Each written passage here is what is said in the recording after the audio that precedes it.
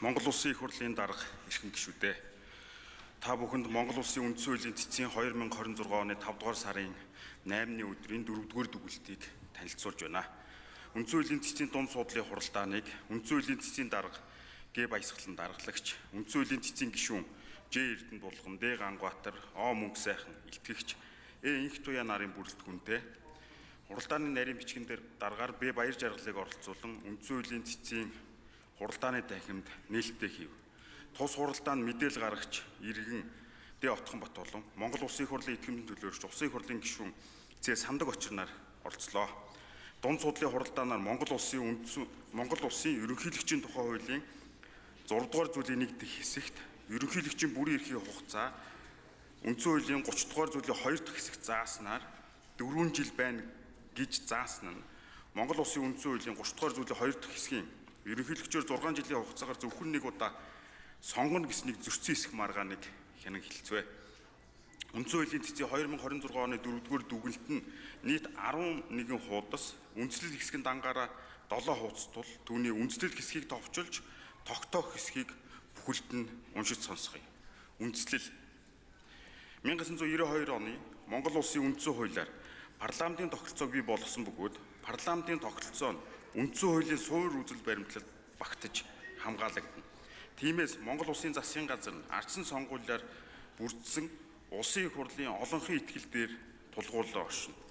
Түүнчлэн Монгол Улсын ерөнхийлөгчийг иргэд ардсан сонгуулиар шууд сонгох боловч тэрээр төрийн тэргүүн ард түмний ив нэгдлийг илэрхийлэгч бөгөөд төрийн эрх мэдэл хоорондын хяналт тэнцлийг хангахад туслах чиг үүргийг гагцгүй үндсэн бүрийн эрхийнхээ хүрээнд хэрэгжүүлнэ.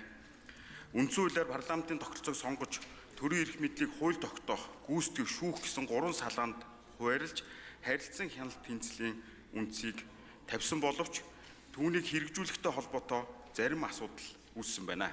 Тухайлбал үндсэн хууль заасан хүрээнээс халсан бусад бүрийн эрхийг ерөнхийлөгчөд олох болсон нь түүний нөлөөллийг хүчтэй болгож гүйцэтгэх, хууль тогтоох, шүүх эрх мэдлийн олон асуудалд хөндлөнгөөс оролцох болж хяналт тэнцэл алдагдахад хүрсэн гэж дүгнсэн байна.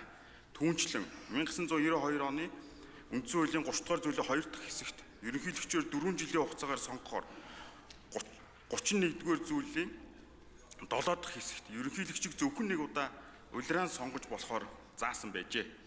Үүний улмаас дахин сонгогдохын тулд өөрийн бүрийн эрхийг хэтрүүлж төрийн бусад дээд байгууллагын үйл ажиллагаанд хөндлөгөөс оролцох эрсдлийг бий болгосон гэж үзжээ. Дээрх үндслэлээр 2019 онд үндсэн хуульд оруулсан нэмэлт өөрчлөлтөөр ерөнхийлөгчийн эрх зүйн байдал, эрх хэмжээг парламентын тогтолцоотой улсын жишигт нийцүүлэн зарим өөрчлөлт хязгаарлалтыг тусгасан байна. Тухайлбал ерөнхийлөгчөөр сонгогдох насны доод хязгаар 45 байсныг 50 болгон нэмэгдүүлж, 4 жилийн хугацаагаар нэг удаа улируулан сонгох боломжтой байсныг 6 жилийн хугацаагаар зөвхөн нэг удаа сонгох буюу дахин сонгогдохгүй болгож өөрчилсөн байна. Түүнчлэн үндсэн хуулийн 33 дугаар зүйлийн 4 дахь хэсгийг ерөнхийлөгчөд тодорхой бүрийн эрхийг зөвхөн энэ зүйл заасан хүрээнд хуулиар олгож болно гэж өөрчлөлт найруулжээ. 1992 оны үндсэн хууль нь ардсан дэглэмийг тогтоох ард түмний эрх мэдлийг хэрэгжүүлсэний үр дүн хүсэл зоригийнх нь илэрхийлэл тул хууль зүйн хамгийн дээд хүчин чадалтай бөгөөд 90% хувьд Монгол улсад үйлчлэх хамгийн дээд хууль юм а. Үндсэн хуулиар ардсан нийгмийн үнд зүйлийг хамгаалж төрийн байгууллагын болон бусад суурь асуудлыг шийдвэрлэж тогтоодог учраас түүнд нэмэлт өөрчлөлт оруулах журам нь ердийн хууль батлах журмаас илүү өндөр босго шаардлагыг хангах бөгөөд үндсэн хуульд оруулсан нэмэлт өөрчлөлт нь үндсэн хуулийн нэгэн адил хүчинтэй байна. Иймээс хууль тогтоох, гүйцэтгэх, шүүх эрх мэдлийн байгууллагаас гаргасан аливаа эрх зүйн акт үндсэн хууль болон түүнд оруулсан нэмэлт өөрчлөлтөд бүрнээ нийцсэн байвал зохино. Тухайлбал хууль тогтоогч анханасаа үндсэн хууль түүнд оруулсан нэмэлт өөрчлөлт нийцээгүй хуулийг батлахгүй байх негатив үүрэгтэй төдийгүй өмнө нь батлагдаж хүчин төгөлдөр үйлчилж буй хууль тогтоомжийг тэдгээрт нийцүүлэх позитив үүргийг үлээнэ. 2019 оны үндсэн хуульд оруулсан нэмэлт өөрчлөлтийг дагаж мөрдөхөд шилжих журмын тухай хуулийн 1-р зүйлд үндсэн хуульд оруулсан нэмэлт өөрчлөлтөд хууль тогтоомжийг нийцүүлэх ажлыг улсын их хурлаас баталсан хуваарийн дагуу хийж дуусгах гэж заасан бөгөөд түүний 4-р зүйлд энэ хууль үндсэн хуульд оруулсан нэмэлт өөрчлөлтийн адил хүчинтэй гэжээ. Үүнээс үзэхэд үндсэн хуульд оруулсан нэмэлт өөрчлөлтөд хууль тогтоомжийг нийцүүлэх хуваар нь уг нэмэлт өөрчлөлтийн нэгэн адил хүчинтэй хуулийн дагуу батлагдсан тул тус хуваарь заасан чиглэлийн дагуу холбогдох хууль тогтоомжийн төслийг өргөн мэдүүлж тогтоосон хугацаанд багтаан батлахыг мөн үндсэн хуулиар үүргэжүүлсэн гэж ойлгоно. Иймээс уг хугацаанд багтаан хууль тогтоомжийг үндсэн хуульд оруулсан нэмэлт өөрчлөлт нийцүүлээгүй эсүүлдэхүү гаргаж болохгүй. Монгол улсын үндсэн хуульд оруулсан нэмэлт өөрчлөлтийг дагаж мөрдгөж шилжих журмын тухай хуулийн дагуу Улсын их хурлын 2020 оны 2 дугаар тогтоолын хавсралтаар баталсан үндсэн хуульд оруулсан нэмэлт өөрчлөлтөд хууль тогтоомжийг нийцүүлэх хуваарьт Монгол улсын ерөнхийлөгчийн тухай шинжилсэн найруулга болон дагалдах бусад хуулийн төслийг 2020 онд багтаан үндсэн хуулийн нэмэлт өөрчлөлтөд нийцүүлэн боловсруулж Улсын их хурлд өргөн мэдүүлэхийг засгийн газарт дагалгасан байна. Мөн Улсын их хурлын 2021 оны 12 дугаар тогтоолын хавсралтаар баталсан хууль тогтоомжийг 2024 он хүртэл боловсронгуй болгох үндсэн чиглэлд эдгээр хуулийн төслийг 2021 онд багтаан өргөн мэдүүлэхийг засгийн газарт дахин даалгасан байна. Хуулийн төслийг боловсруулахдаа ерөнхийлөгчид нэр дэвшигчид тавих шаардлага, бүрийн эрхийн хугацаатай холбоотой зохицуултыг болон зөвхөн үндсэн хуулийн 33 дугаар зүйл заасан үндсэн бүрийн эрхийн хүрээнд тодорхой бүрийн эрх олох асуудлыг үндсэн хуулийн нэмэлт өөрчлөлтөд нийцүүлэх чиглэлийг засгийн газарт өгсөн байна. Засгийн газар дээр дурдсан Улсын их хурлын 2020 оны 2 дугаар тогтоол, 2021 оны 12 дугаар тогтоолын биелэлтийг одоо болтол хангаагүй байх тул үндсэн хуулийн 38 дугаар зүйлийн 2 дахь хэсгийн 1 дахь заалтад заасан хуулийг биелүүлэх үүргээ зөрчиж, үндсэн хууль бусад хуулийн биелэлтийг улс даяар зохион байгуулж хангах үндсэн бүрийн эрхээ хэрэгжүүлээгүй байна. Учир нь засгийн газар Монгол улсын ерөнхийлөгчийн тухай болон дагалдах бусад хуулийн төслийг боловсруулж 2021 оны 6 дугаар сарын 16-ны өдрийн хуралдаанаараа хилэлцэн өргөн мэдүүлэхээр тогтсон боловч өнөөдрийн хүртэл буюу 6 жилийн хугацаанд өргөн мэдүүлээгүй. Улсын их хурлын тогтоолоор хүлээсэн үүргээ биелүүлээгүй байна. Түүнчлэн засгийн газар өөрийн 2024 оны 181-р тогтоолоор хууль тогтоомжийг 2028 он хүртэл боловсронгуй болгох үндсэн чиглэлийг баталсан боловч дээрх хуулийг 2019 оны үндсэн хуулийн нэмэлт өөрчлөлтөд нийцүүлэх талаар тусгаагүй байна. 2020 онд нэр бүхий иргэдээс үндсэн хуулийн цэцэд хандаж Монгол улсын ерөнхийлөгчийн тухай хуулийн 6 дугаар зүйлийн 1 дахь хэсэгт ерөнхийлөгчийн бүрийн эрхийн хугацаа 4 жил байхаар заасан нь үндсэн хуулийн 30 дугаар зүйлийн 2 дахь хэсгийн ерөнхийлөгчөө 6 жилийн хугацаагаар зөвхөн нэг удаа сонгоно гэснийг зөрчсөн тухай мэдээлэл ирүүлж байжээ.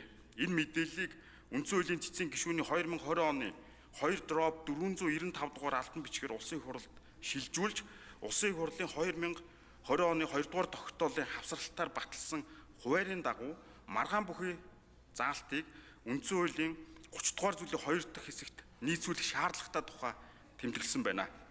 Улсын их хурл Монгол улсын ерөнхийлөгчийн тухай болон дагалдах бусад хуулийн төслийг 2019 оны үндсэн хуулийн нэмэлт өөрчлөлтөд нийцүүлэн батлаагүй байх тул Монгол улсын үндсэн хуульд оруулсан нэмэлт өөрчлөлтийг дагаж мөрдөхөд шилжих журмын тухай хуулийн 1-р зүйл заасан позитив үүргээ одоо хүртэл буюу 7 жил биелүүлээгүй гэж үзэхээр байна.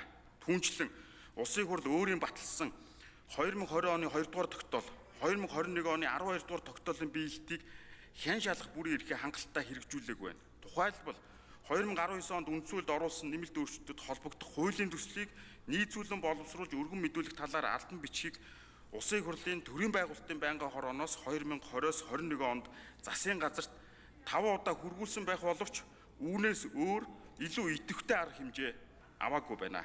Мөн Улсын их хурл 2021 оноос хойш Монгол улсын ерөнхийлөгчийн тухай болон дагалдах бусад хуулийн төслийг үндсэн хуулийн нэмэлт өөрчлөлтөд нийцүүлэх талаар санаачлаг гаргасан эсэх нь тогтоогдоогүй болно. Дээрхээс үзэхэд Монгол улсын ерөнхийлөгчийн тухай хуулийн 6 дугаар зүйлийн 1 дахь хэсэгт ерөнхийлөгчийн бүрийн эрхийн хугацаа 4 жил байхаар заасан нь үндсэн хуулийн 30 дугаар зүйлийн 2 дахь хэсгийг илт зөрчсөн байна. Үндсэн хуулийн энэхүү зөрчил нь засгийн газар Монгол улсын ерөнхийлөгчийн тухай болон дагалдах бусад хуулийн төслийг 2019 оны үндсэн хуулийн нэмэлт өөрчлөлтөд нийцүүлэн боловсруулж улсын их хурлд өргөн мэдүүлээгүй. Улсын их хурл эдгээр хуулийг батлаагүй. Мөн өөрийн баталсан хуваарийн биелэлтийг хэн шалгах арга хэмжээ хангалттай аваагүй. Эсвэлтгүйгээс үүдэн бий болсон байх тул хууль дээдлэх ёс үндсэн хуульд нийцсэн байх зарчмыг зөрчсөн байна. Монгол улсын үндсэн хуулийн 64-р зүйлийн 1 дэх хэсэг, 66-р зүйлийн 2 дахь хэсгийн 1 дэх заалт, үндсэн хуулийн зэст маргаан хэн шийдвэрлэх ажиллагааны тухай хуулийн 31-32-р зүйлийг удирдлага болгон Монгол улсын үндсэн хуулийн нэрийн өмнөөс дүгнэлт гаргах нь 1.